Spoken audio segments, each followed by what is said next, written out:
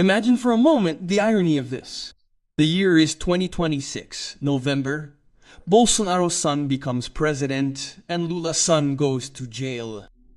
If I tell you that this isn't very far off nor very improbable from happening. At the beginning of the INSS, Brazilian Social Security Institute pension fraud scandal, we thought it would be Lula's brother, Frei Chigao, who would be responsible for bringing down the government. In fact, the government did everything to shield this man. They did everything to prevent him from appearing before the Parliamentary Commission of Inquiry. CPMI and even the federal police did everything to prevent him from being investigated. But then the much bigger bombshell dropped. Lula's son. Yes. And to make matters worse, the man's name is LULINHA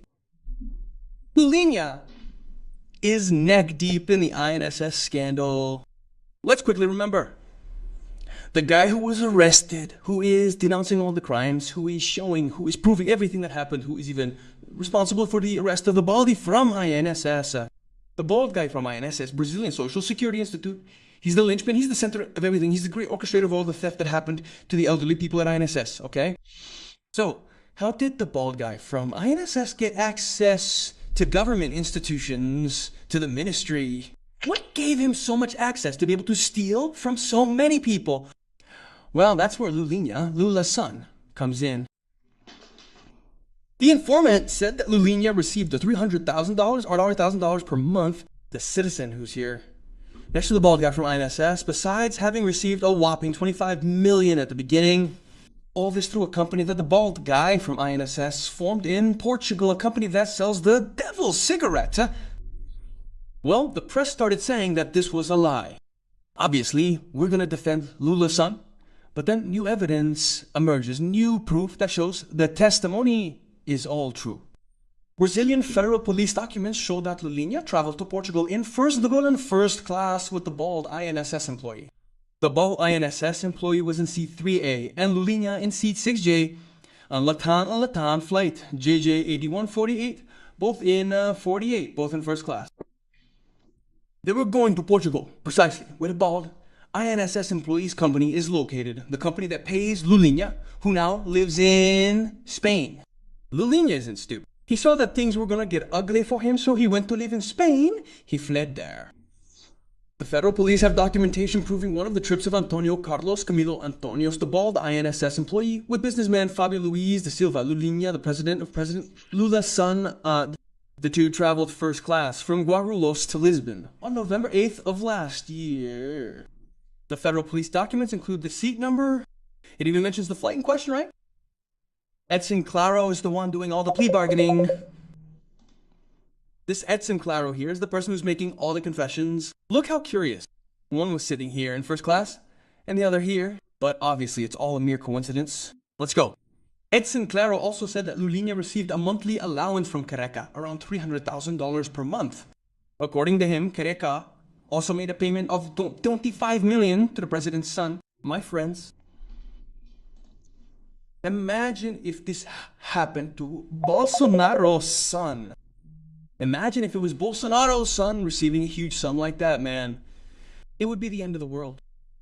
And then the director of the federal police says that, unfortunately, this evidence has emerged, right? Unfortunately, the federal police is discovering a guy who helped rob the elderly from the INSS, Brazilian Social Security Institute. Well, the director of Social Security has already been fired. He was arrested. In fact, he was arrested. Several other people were arrested. And everything points to whom? To the Lula government. The curious thing is this. LULINHA is involved in the INSS, Brazilian Social Security Institute theft. Lula's daughter-in-law is involved in the Ministry of Education theft. And when the federal police went to conduct a search and seizure, it was Lula's son who opened the doors. Lula's what? It seems like there's no one in that family who isn't involved in some kind of crime, stealing from public funds, and the Brazilian people. This scandal should be shown every day on the Jornal Nacional, Brazilian National News Program. Not Fantástico, another popular Brazilian news program, but it isn't. So I'll repeat it. Look at the scandal. Try to understand this.